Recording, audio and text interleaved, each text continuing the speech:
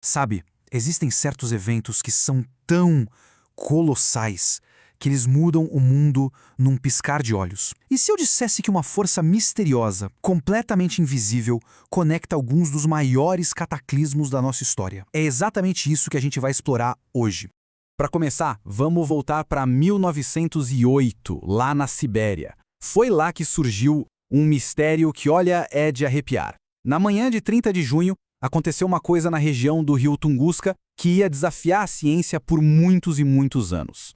Esse aí é o relato de uma das muitas testemunhas. As pessoas contaram que viram uma bola de fogo rasgando o céu, seguida de um calor assim insuportável e um estrondo que ensurdeceu todo mundo, jogando as pessoas no chão a quilômetros de distância. A cena era literalmente apocalíptica. E o resultado de tudo isso? Bom, tá aí nesse número. 80 milhões de árvores foram derrubadas, assim, instantaneamente, todas caídas num padrão que saía de um ponto central. Uma floresta inteira, aniquilada no instalar de dedos.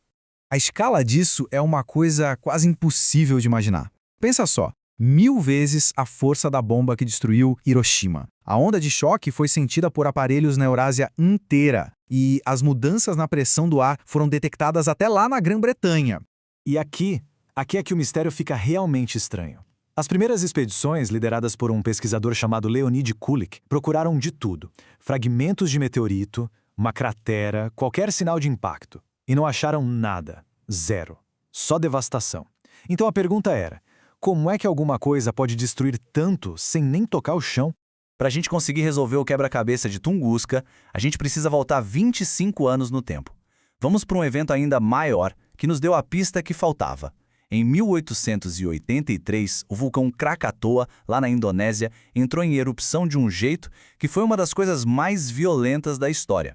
Mais interessante aqui é que, assim como em Tunguska, a prova mais forte não estava no chão, estava no ar. Instrumentos que medem a pressão atmosférica em mais de 50 lugares no mundo inteiro, todos eles registraram um pico de pressão súbito completamente fora do normal. O planeta inteiro sentiu a explosão. E olha só que incrível essa ilustração da jornada dessa onda. Cientistas lá em Londres juntaram todos os dados e mapearam o caminho dessa onda invisível. Ela saiu do Krakatoa, viajou pelo planeta, se encontrou do outro lado do mundo e depois viajou de volta. Essa onda era tão, mas tão poderosa que ela não parou. E esse número 3,5 representa quantas vezes a onda de pressão do Krakatoa deu a volta no planeta Terra antes de finalmente perder a força. Por dias, os ecos daquela explosão continuaram reverberando na nossa atmosfera. Então, o ponto-chave é este. O som que as pessoas de fato ouviram foi o mais alto já registrado na história moderna, chegando em lugares como a Austrália. Mas história de verdade era essa onda silenciosa, que ninguém podia ouvir e que provou que uma perturbação no ar podia sim ter um alcance planetário. E isso nos traz a peça final do quebra-cabeça. A conexão entre aquela destruição toda sem cratera lá na Sibéria e a onda fantasma do Krakatoa. O nome desse conceito é infrassom. É um som de verdade, com energia de verdade, só que a frequência dele é tão baixa que os nossos ouvidos simplesmente não conseguem captar. É tipo o baixo super profundo do universo, sabe? Um rugido que a gente não escuta, mas que pode ser medido e sentido. Vamos fazer uma comparação rápida. O som normal, o que a gente ouve, tem uma frequência alta e é absorvido rapidinho pela atmosfera. Já o infrassom, ele tem ondas longas de baixa frequência. Ele perde muito menos energia e, por isso, pode viajar distâncias enormes. Foi exatamente o que vimos com o Krakatoas. E aqui está a grande revelação. Os cientistas finalmente entenderam. O objeto de Tunguska não bateu no chão.